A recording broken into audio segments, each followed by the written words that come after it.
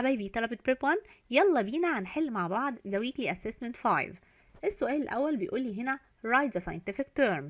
The simplest pure form of a substance whose components can't be separated by physical or chemical means.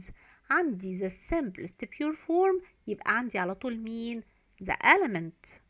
اللي بعده بيقول لي a substance consisting of two or more materials that are not chemically combined. هنا ما حصلش بينهم أي chemical combination، على طول يبقى دوت مين؟ دوت الميكتشر. طيب اللي بعده بيقول لي هنا mixtures whose components can be distinguished with the naked eye. ان انا مجرد ان انا ابص عليهم بعرف الكومبوننتس بتاعت الميكتشرز ديت، يبقى على طول دوت مين؟ ده الهيتروجينوس ميكتشر.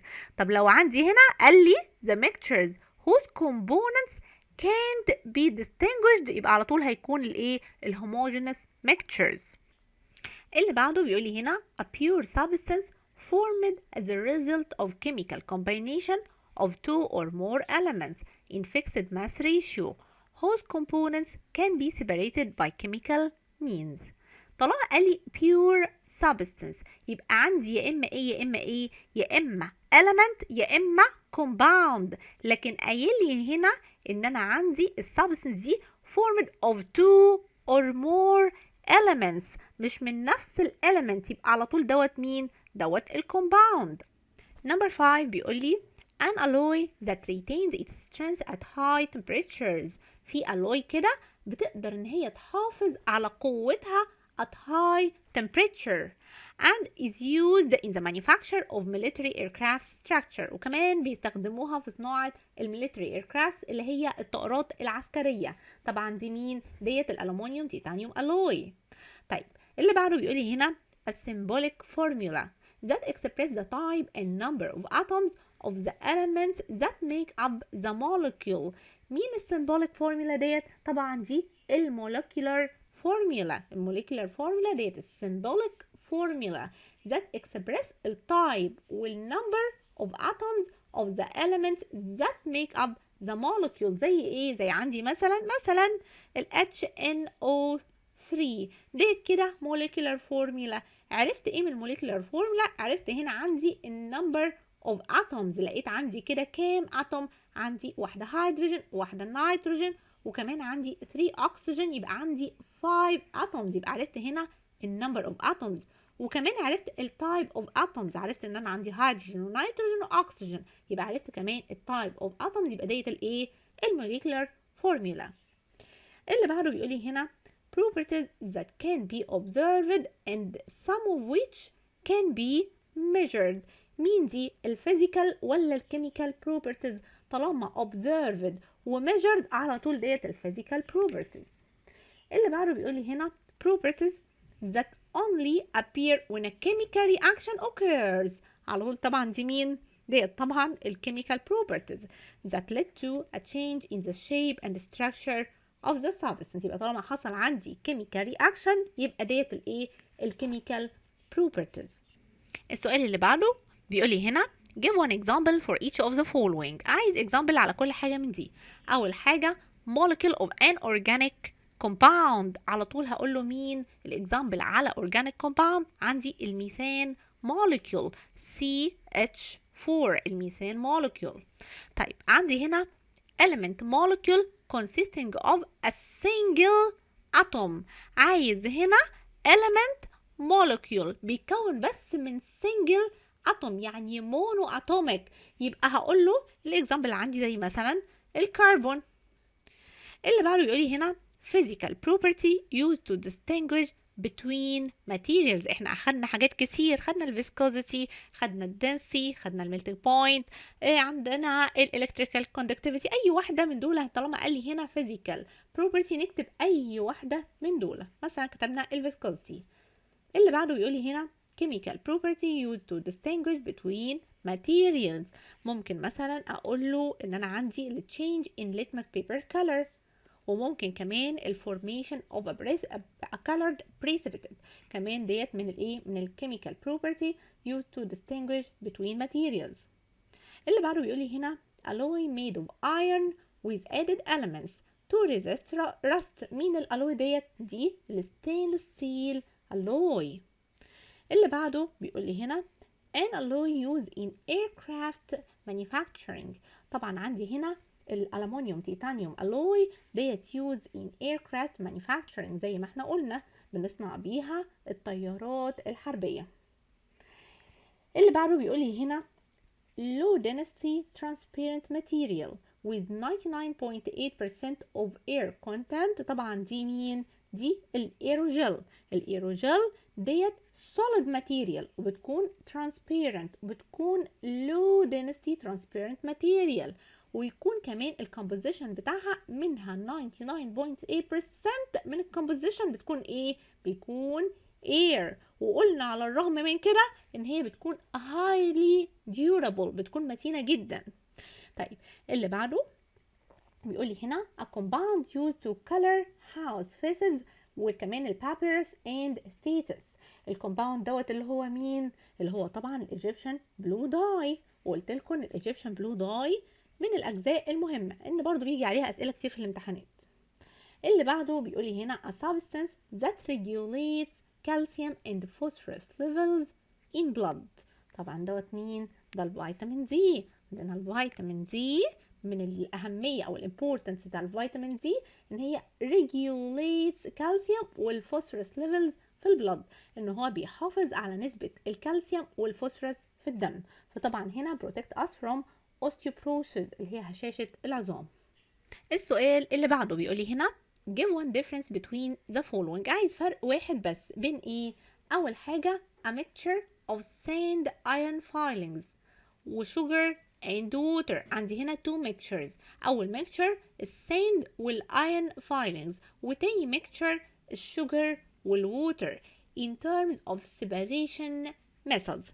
طبعا عندي الاولاني دوت الساند والايرون دوت heterogeneous mixture، لكن عندي الشوجر والووتر دوت يكون ايه؟ دوت homogeneous mixture. فهقول له ان انا عندي بالنسبة للميكتشر of iron filings and sand can be separated by magnetic separation, while sugar and water is a homogeneous mixture can be separated by evaporation and condensation method.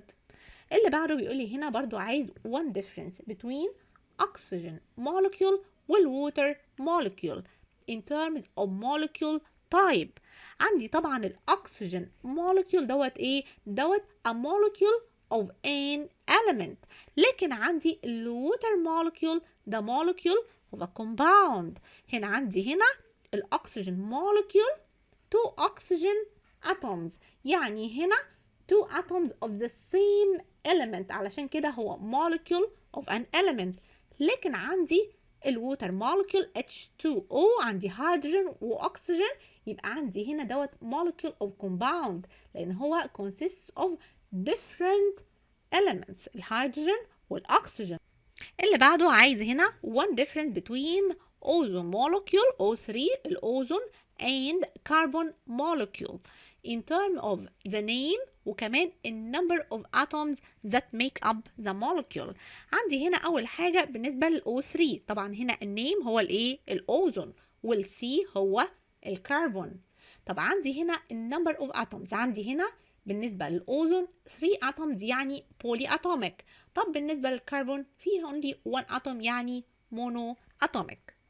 اللي بعده عايز هنا برضو one difference between الووتر والهاني in terms of viscosity. طبعا عندي مين؟ عندي هنا الووتر has lower viscosity than the honey. طبعا ال viscosity of the honey more than the viscosity of the water. اللي بعده بيقول لي هنا فين اهو عندنا cork and iron in terms of density. عايز نقارن بين الكورك والايرون in terms of density.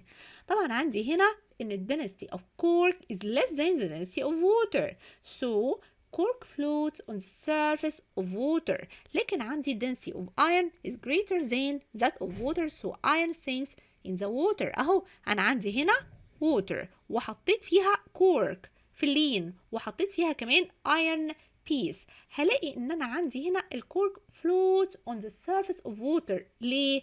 لان انا عندي density of the cork less than density of water. لكن هلاقي الايرون بيس ديت sinks in the water بتغرق في المية وبتنزل لحد البوتوم. ليه؟ لأن الدنسيتي بتاعتها more than the density of water. طيب اللي بعده بيقول لي هنا عايز برضو one difference between toothpaste معجون السنان and lemon in terms of their effect on sunflower leaves. طبعا الsunflower leaves اللي هي الليتمس بيبر.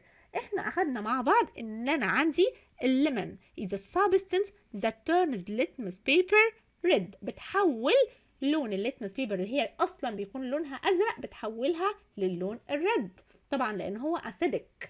لكن عندي التوث بيست is a substance that turns litmus paper blue. بتحول لون الليتمس بيبر اللي هي كان اصلا لونها احمر بتحولها للون البلو. السؤال اللي بعده بيقول لي هنا برضو عايز one difference between الباتر مولد and aerogel plate in terms of melting point.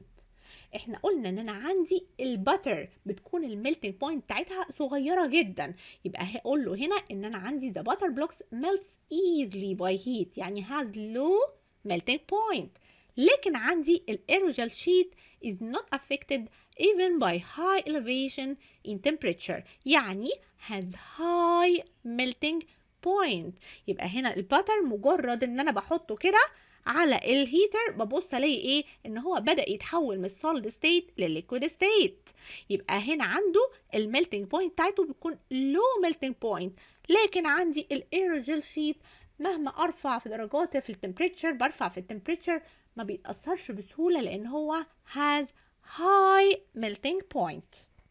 السؤال اللي بعده بيقول لي هنا what happens in the following cases. اول حاجة electrolysis of acidified water. عندي acidified water يعني water وعليها acid. لما بعمل لها electrolysis بيحصل لها ايه؟ طبعا عندي هنا when water acidified with sulfuric acid is subjected to electrolysis. طبعا بنستخدم هنا ايه؟ Hofmann voltameter عشان نعمل electrolysis للacidified water بنستخدم جهاز اسمه ايه؟ Hofmann voltameter. ايه اللي بيحصل بقى للووتر؟ it decomposes into its elements. عندي هنا كان عندي الووتر H2O لما بنبدأ نعمل electrolysis تبدأ ان هي ايه يحصل لها decomposition into its elements بيطلع عندي الهيدروجين جاز والاكسجين جاز. طيب اللي بعده بيقول لي هنا what happens when heating a red mercury oxide compound. عندي الميركوري اوكسايد compound HGO لما بنعمل له heating بيحصل ايه؟ بيقول لي هنا ان انا عندي when mercury oxide اللي هو بيكون لونه red is heated it decomposes into its elements اللي هي ايه؟ اللي هي الميركوري وكمان الاكسجين. يبقى انا عندي هنا عندي لما بنبدا ان احنا نعمل هيتنج للميركوري اوكسايد بيبدا يحصل عندي decomposition وبيطلع عندي الاليمنتس اللي هي الميركوري والاكسجين. طيب اللي بعده بيقول لي هنا برضو what happen when dipping litmus paper in lemon juice. طبعا الليمون جوس يا ولاد دوت ايه؟ ده acidic يعني turns the litmus paper red. يبقى هقول له هنا ان انا عندي الليتمس او الليمون is a substance that turns litmus paper red. طب اللي بعده بيقول لي هنا place a piece of wood in water. حطينا piece of wood in water. طبعا قلنا ان انا عندي الوود بيكون ايه الدنسي بتاعته less than الدنسي of water. يبقى عندي على طول هقول له ان الوود اللي عندي float on the surface of water. يبقى هقول له الاجابه بتاعتي the density of wood is less than that of water so wood floats on the surface of water. اللي بعده what happens when manufacture of iron cooking utensils. هنا ببدأ أعمل cooking utensils من الأيرن مش من الستينلس. إيه اللي هيحصل؟ طبعا هيصدي هيحصل له إيه؟ هيحصل له rusting. يبقى هنا هقول له إن أنا عندي the iron will rust and the utensils become unusable. مش هينفع إن إحنا نستخدمها طبعا طالما إيه؟ طالما صدت. آخر سؤال في what happen بيقول لي هنا what happen when use of carbon dioxide gas to fill balloons. طبعا انا بستخدم ايه اصلا؟ انا اصلا بستخدم الهيليوم. طب لو استخدمت الكربون دايوكسيد جاز، انا عندي الكربون دايوكسيد جاز الدنسيتي of carbon dioxide gas more than that of air. يبقى هقول له هنا ان انا عندي البالونز won't float، يبقى مش هتطير. ليه؟ لان انا عندي الكربون دايوكسيد جاز is heavier than the air، يعني its density more than the air، فمش هينفع ان انا استخدمه خالص. اخر سؤال عندي give reason. اول حاجه give reason a hydrogen molecule is considered an element. ليه الهيدروجين considered an element while a sodium chloride molecule considered a compound؟ هو كده عايز الديفينيشن بتاع الايه، بتاع الاليمنت molecule وكمان الكومباوند molecule. هقول له ان انا عندي الهيدروجين molecule is formed of two similar atoms that combine together and can be dissociated into similar forms either by physical or chemical methods. لكن عندي الصوديوم كلورايد ال NaCl formed of the chemical combination of two elements الصوديوم طبعا والكلورين in a fixed mass ratio and can be dissociated by chemical methods. يبقى هنا عندي هو السؤال ده عايزني ان انا اقول له الديفينيشن بتاع الايه، بتاع الاليمنت molecule وكمان الكومباوند molecule. اللي بعده give reason. Seawater is considered a homogeneous mixture. هو انا لما ببص كده على السي ووتر بعرف الكومبوننتس بتاعتها؟ لا طبعا مش بعرف، يبقى على طول ديت homogeneous mixture. يبقى هقول له because its components can be distinguished by naked eye، ما اقدرش ان انا افرق الكومبوننتس بتاعتها بعيني المجرده.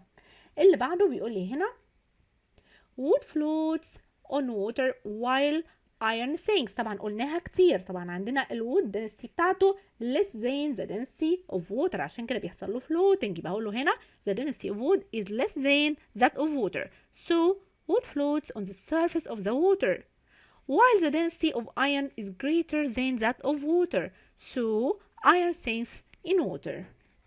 السؤال اللي بعده number 4 بيقول لي give reason iron filings can be separated easily from flour. لو عندي mixture، الميكتشر دوت فيه iron filings يعني برادة حديد وكمان فيه flour، هقدر ان انا افصلهم بسهولة؟ طبعا هقدر ان انا افصلهم بسهولة.